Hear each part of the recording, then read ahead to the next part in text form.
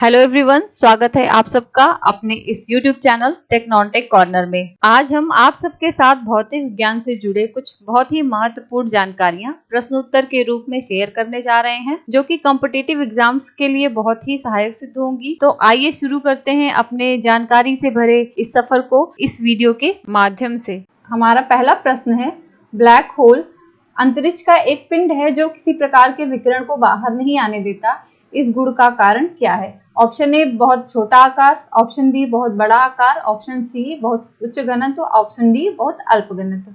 इसका सही आंसर है बहुत उच्च घनत्व। ब्लैक होल का नाम आप सबने सुना होगा। ब्लैक होल स्पेस में एक ऐसी जगह है जहां पर फिजिक्स का कोई भी रूल फॉलो नहीं होता है। यह इतना अधिक गुरुत्वाकर्षण वाला पिंड होता है कि ये सूर्य के प्रकाश को भी पूरी तरह से अवशोषित कर लेता है। हमारा अगला क्वेश्चन है, द्रव बूंद की संकुचित होकर न्यूनतम क्षेत्र घेरने की प्रवृत्ति का कारण क्या होता है? पहला ऑप्शन है पृष्ठ तनाव, दूसरा श्यानता, घनत्व या वाष्प दाब। तो इसका सही आंसर है पृष्ठ तनाव। पृष्ठ तनाव की वजह से ही द्रव बूंद क्या होती है, संकुचित होती है, जिससे कि वह कम से कम क्षेत्रफल को घेर सके। पृष्ठ तनाव को गामा से दिखाते हैं। Gamma is equal to half F by L. F जहाँ की फोर्स या बल है और एल क्या है, लेंथ। द्रव के बाह्य पृष्ठ पर कम से कम क्षेत्रफल प्राप्त करने के लिए जो तनाव लगता है उसे ही हम क्या कहते हैं, पृष्ठ तनाव। पृष्ठ तनाव का मात्रक होता है न्यूटन पर मीटर। एफ का मात्रक हो गया न्यूटन और लेंथ का मात्रक हो गया मीटर। हमारा अगला क्वेश्चन है, कितना तापमान होने पर पाठ्यांक सेल्सियस और फ़ारेनहाइट तापमापी में एक ही होंगे? पहला ऑप्शन है -40, सेकेंड ऑप्शन है 212, सी ऑप्शन है 40 और डी ऑप्शन है 100। इसका सही आंसर है -40। आइए देखते हैं कि फ़ारेनहाइट और सेल्सियस में क्या रिलेशन होता है। T/5 means Celsius by 5 is equal to होता है F -32/9। F क्या है, फ़ारेनहाइट में टेम्परेचर है, और C क्या है, सेल्सियस में टेम्परेचर है। 1 डिग्री सेल्सियस जो होता है कितने फ़ारेनहाइट के बराबर होता है, 33.8 डिग्री फ़ारेनहाइट। आइए देखते हैं कि सेल्सियस और फ़ारेनहाइट किस टेम्परेचर पे बराबर होंगे। सपोज अगर C को हम लेते हैं तो C/5 is equal to C -32/9। तो इधर से हो जाएगा आपका 9C is equal to 5C minus 160।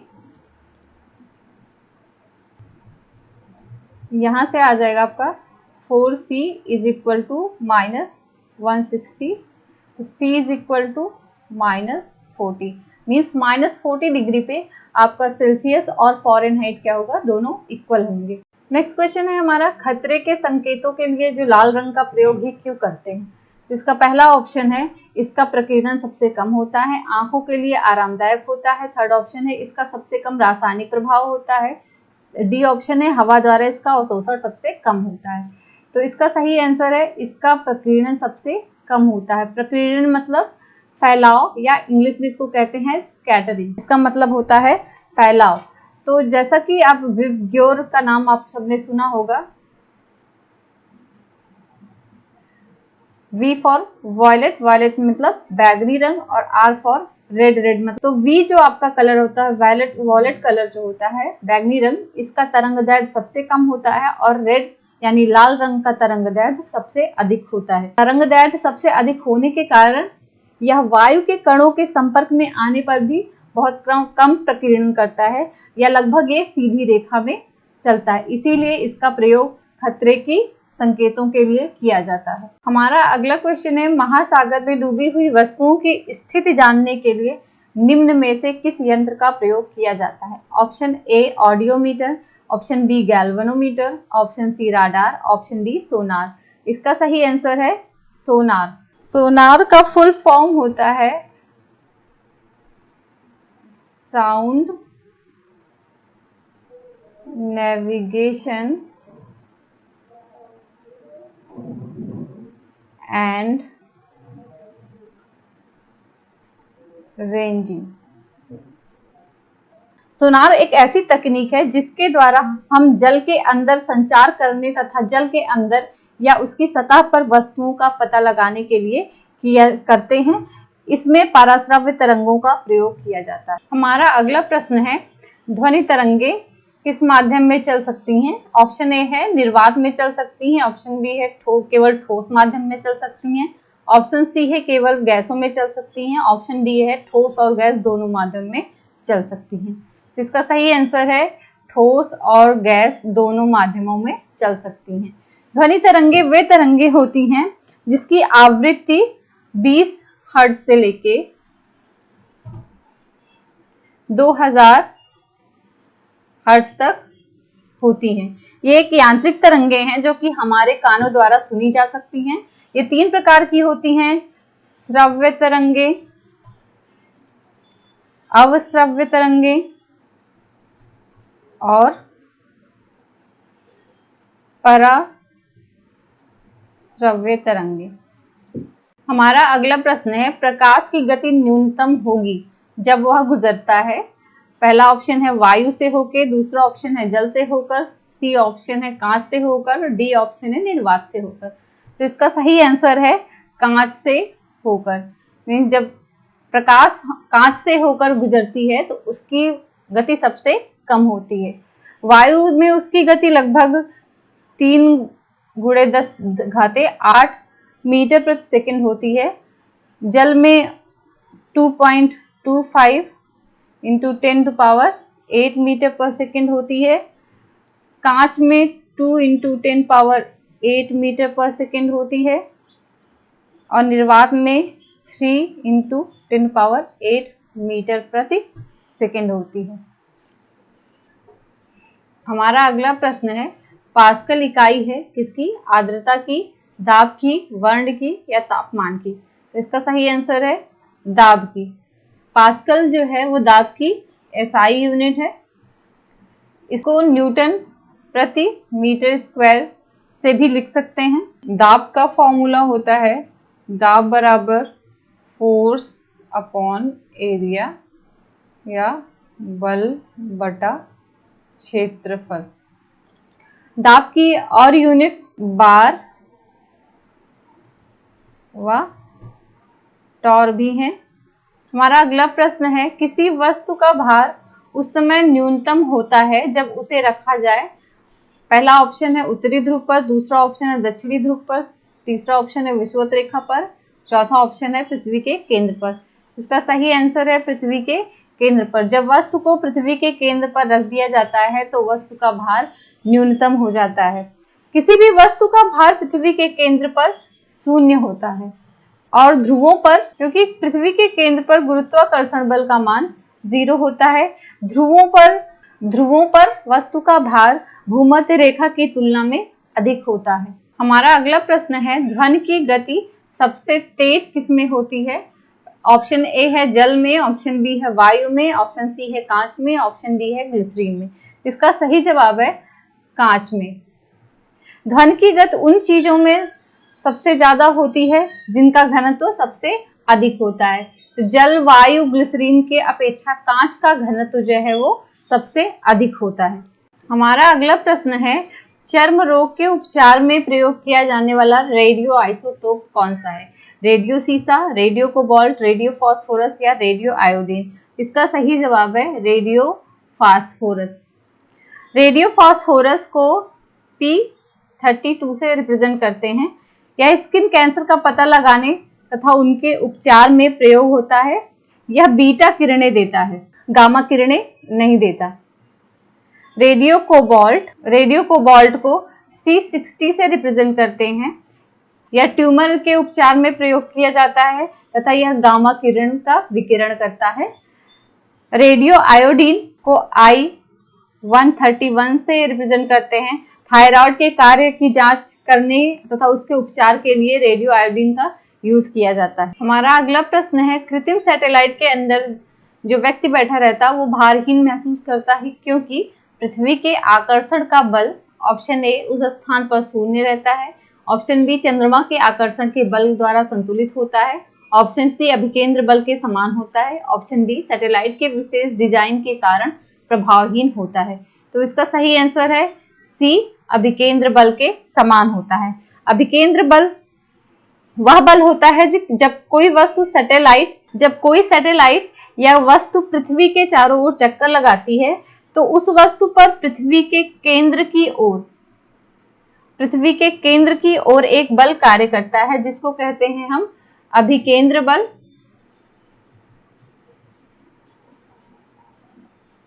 और इसी के विपरीत किंतु बराबर जो बल कार्य करता है उसको कहते हैं अपकेंद्र बल। हमारा अगला प्रश्न है, आधुनिक शक्तिशाली चुंबक किससे बनते हैं? पहला ऑप्शन है लौह यौगिकों से, दूसरा ऑप्शन है लौह चुंबकीय पदार्थों से, तीसरा ऑप्शन है एल्युमिनियम, कोबाल्ट एवं निकल की मिश्र धातुओं से, और लास्ट ऑप्शन है लोहा, कोबाल्ट एवं निकल की मिश्र धातुओं से। इसका सही जवाब है एल्युमिनियम, कोबाल्ट एवं निकल की मिश्र धातुओं से। इसको याद करने का एक तरीका है एल निको। एल्युमिनियम, निकल और कोबाल्ट से मिलके बनाया जाता है। एल निको मैग्नेट अपने चुंबकीय गुण खोए बिना अधिकतम तापमान 500 से 550 डिग्री सेंटीग्रेड के तापमान का सामना कर सकता है। अगला प्रश्न है, रेडियो एक्टिविटी की परिघटना की खोज किसने की? Option A madam Curie, option B J Thomson ने, ऑप्शन सी रोएंटजन ने, ऑप्शन डी बैकरेल ने। इसका सही आंसर है बैकरेल ने। बैकरेल ने 1896 में रेडियो एक्टिविटी की खोज की थी, हेनरी बैकरेल ने। इनके इस खोज के लिए इन्हें 1903 में नोबेल पुरस्कार भी मिला। हमारा अगला प्रश्न है, इनसैट 2E कहां से लॉन्च किया गया था? Option A Baikonur, option B Kourou, option C Sriharikota, option D Chandipur. तो इसका सही आंसर है कौरू से। यह इनसैट 2E वो इनसैट 2 सीरीज का अंतिम सैटेलाइट है। इसको 3 अप्रैल 1999 में सफलतापूर्वक लॉन्च किया गया था। इसको दक्षिण अमेरिका के फ्रेंच गुयाना के कौरू से रवाना किया गया था। ये कम्युनिकेशन और वेदर सैटेलाइट है। हमारा अगला प्रश्न है, नाभिकीय रिएक्टर में इनमें से कौन सा ईंधन का काम करता है? ऑप्शन ए कोयला, option B uranium, option C radium, option D diesel. इसका सही आंसर है यूरेनियम। यूरेनियम जो है वो नाभिकीय रिएक्टर में एज अ फ्यूल की तरह काम करता है। परमाणु विखंडन के लिए परमाणु ऊर्जा संयंत्रों द्वारा यूरेनियम का सर्वाधिक प्रयोग किया जाता है। इसके लिए यूरेनियम के एक निश्चित प्रकार U-235 को ईंधन के रूप में प्रयोग किया जाता है, क्योंकि इसके परमाणु आसानी से अलग हो जाते हैं। हमारा अगला प्रश्न है, चंद्रमा पर आने जाने की यात्रा के दौरान अधिकतम ईंधन कब खर्च होता है? ऑप्शन ए उड़ान भरने के समय पृथ्वी के गुरुत्व को पार करने में, ऑप्शन बी है चंद्रमा पर उतरने पर चंद्रमा के गुरुत्व को पार करने में, ऑप्शन सी है चंद्रमा से उड़ान भरने पर चंद्रमा गुरुत्व को पार करने में, ऑप्शन डी है इनमें से कोई नहीं। तो इसका सही आंसर है उड़ान भरने के समय पृथ्वी के गुरुत्व को पार करने में सबसे अधिक ईंधन खर्च होता है। जब स्पेसक्राफ्ट पृथ्वी के गुरुत्वाकर्षण को पार करके चंद्रमा के सरफेस पर पहुंच जाता है तो पृथ्वी का गुरुत्वाकर्षण बल स्पेसक्राफ्ट के लिए अवरोधक की तरह कार्य करता है।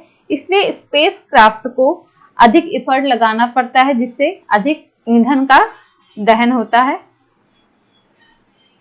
हमारा अगला प्रश्न है, निम्नलिखित में से वह कंपनी कौन सी है जिसने ट्रांजिस्टर रेडियो का आविष्कार किया था?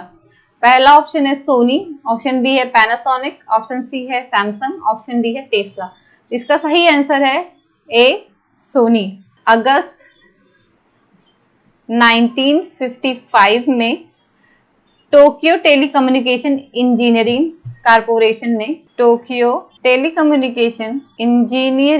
कॉरपोरेशन ने अपने TR-55 5 ट्रांजिस्टर रेडियो को एक नए ब्रांड नाम सोनी के तहत पेश किया। हमारा अगला प्रश्न है, अति लघु समय अंतराल को सही मापने के लिए निम्नलिखित में से किस का प्रयोग किया जाता है? Option A pulsar, option B quartz घड़ियां, ऑप्शन सी परमाणु घड़ियां, ऑप्शन डी श्वेत वामन। तो इसका सही आंसर है परमाणु घड़ियां। परमाणु घड़ियां एटॉमिक फिजिक्स पर बेस्ड होती हैं। यह परमाणु के इलेक्ट्रोमैग्नेटिक सिग्नल को मेजर करती है। लास्ट क्वेश्चन है, सितंबर 2004 में इसरो द्वारा प्रवर्तित एडुसैट से क्या सुविधा उपलब्ध है? ऑप्शन ए उपग्रह आधारित मल्टीमीडिया संपर्क, ऑप्शन बी है सुदूर संवेदन, ऑप्शन सी है आसूचना जानकारी, ऑप्शन डी है शैक्षिक संयोजकता। इसका सही आंसर है शैक्षिक संयोजकता। जैसा कि नाम से प्रतीत हो रहा है, एडुसैट एजुकेशनल सैटेलाइट, इसका मतलब यह शिक्षा के पर्पस से लॉन्च किया गया। इसको 20 सितंबर 2004 को सतीश धवन स्पेस सेंटर से लॉन्च किया गया। वीडियो देखने के लिए धन्यवाद।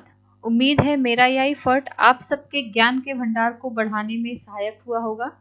तो मिलते हैं अपने अगले वीडियो में नई जानकारी के साथ।